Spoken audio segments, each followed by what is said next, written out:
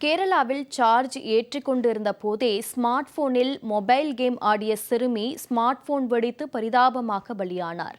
8 வயது சிறுமிக்கு என்ன நடந்தது, எப்படி செல்போன் வெடித்தது என்பதை பற்றி சற்று விரிவாக காணலாம்.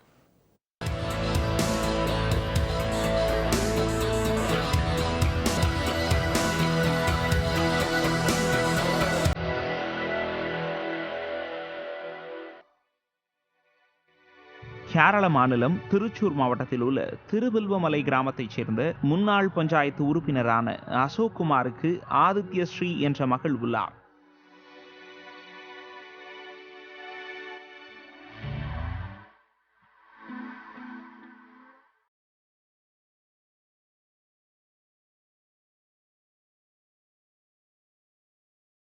அங்குள்ள தனியார் பள்ளியில் 8 வயதான ஆதித்ய ஸ்ரீ 3ஆம் வகுப்பு பயின்று வருவதுடன் ஆதித்ய ஸ்ரீ தாயார் சௌமியா திருவனந்தபுரம் கூட்டுறவு வங்கியில் பணியாற்றி வருகிறார்.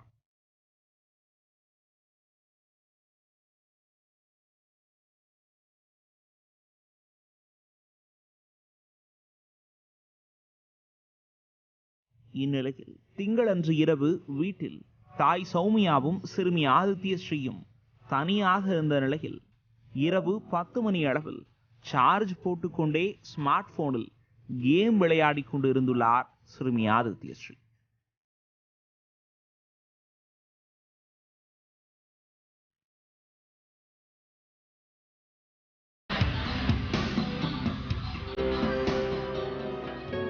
அப்போது எதிர்பாராத விதமாக செல்போன் வெடித்து சுக்கு நூறாக சிதறியதில் சிறுமியின் முகம் வெடி விபத்தில் கருகியதுடன் சம்பவ இடத்திலேயே பலியானார்.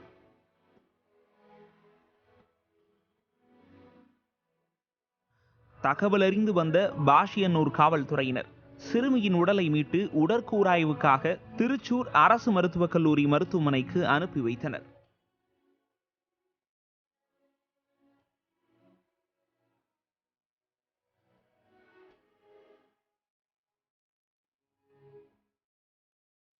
பின்னர் போலீசார் வழக்கு பதிவு செய்து விசாரணை நடத்தியதில் செல்போன் வெடித்து சிறுமி பலியானது உறுதி செய்யப்பட்டது.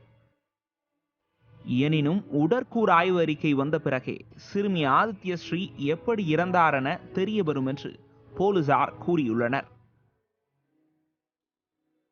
சார்ஜ் போடப்பட்ட செல்போன் வெடித்து சிறுமி பலியான சம்பவத்தால் சிறுமி ஆதித்ய ஸ்ரீயின் குடும்பத்தார், உறவினர்கள் மற்றும் கிராம மக்கள் ஆகியோர் சோகத்தில் ஆழ்ந்துள்ளனர்.